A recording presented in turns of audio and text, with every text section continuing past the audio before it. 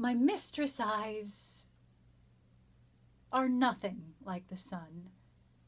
Coral is far more red than her lips red. If snow be white, why then her breasts are dun. If hairs be wires, black wires grow on her head. I have seen roses damask'd, red and white, but no such roses see I in her cheeks. And in some perfumes is there more delight than in the breath that from my mistress reeks. I love to hear her speak, yet well I know that music hath a far more pleasing sound.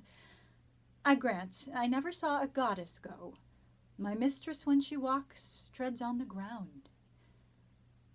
And yet, by heaven, I think my love as rare as any she belied with false compare.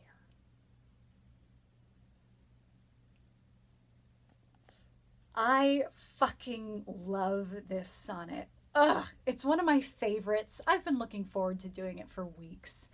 It's one of the greatest hits, and honestly, for good reason. Seriously, the more I think about it, the more I sit with it, the more I realize just how many different levels of genius are operating here at the same time.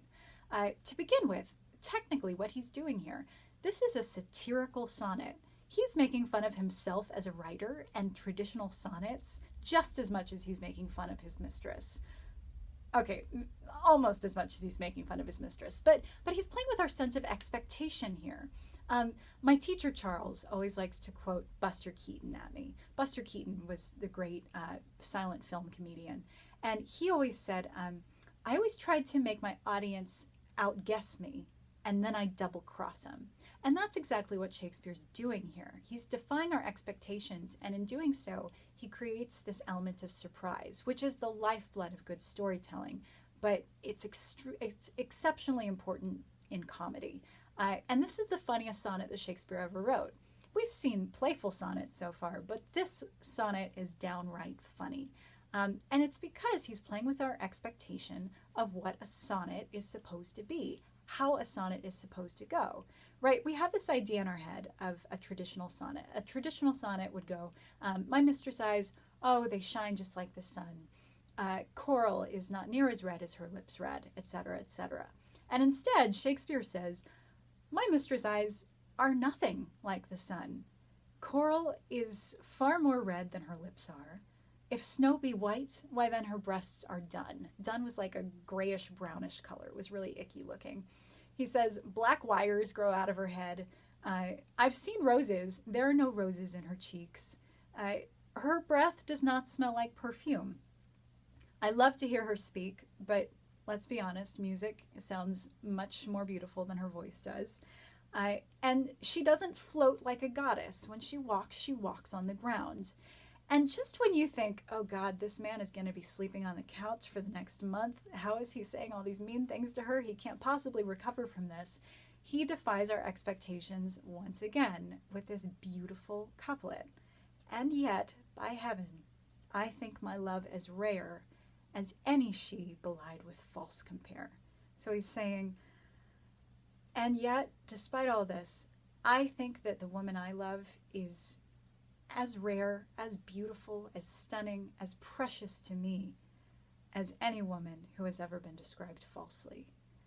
And I think that what Shakespeare's doing here is he's defying our expectations of what a sonnet is supposed to be, just in the way that the Dark Lady has defied his expectations of what beauty is supposed to be, of what love is supposed to be. I mean, think about this sonnet in comparison with the sonnets that he's written to the fair youth. He has compared the fair youth to, he has compared his eyes to the sun and said that there are roses in his cheeks. He's comparing him to a summer's day, and yet there's something so refreshing about this sonnet.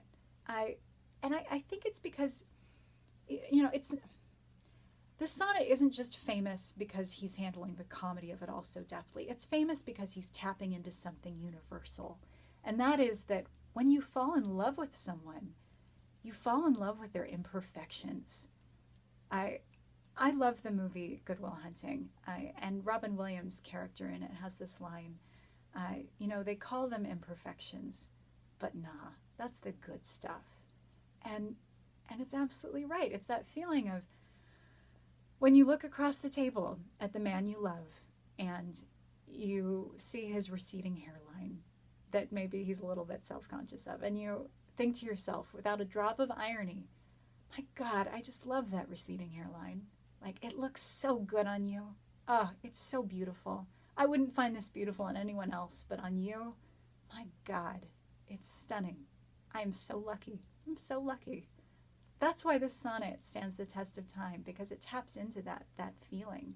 And some people really don't like the sonnet because they think that he's being too mean to her. But let's be honest, the people we tease the most are the people we love the most. Anyone who's been in love understands that. And, this sonnet is so simple, and yet somehow he manages to be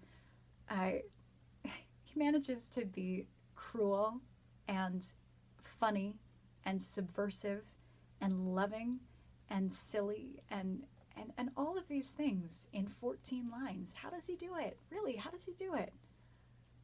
I don't know, but it's a fucking perfect sonnet, and I love it. I just love it. So anyway, that's Sonnet 130.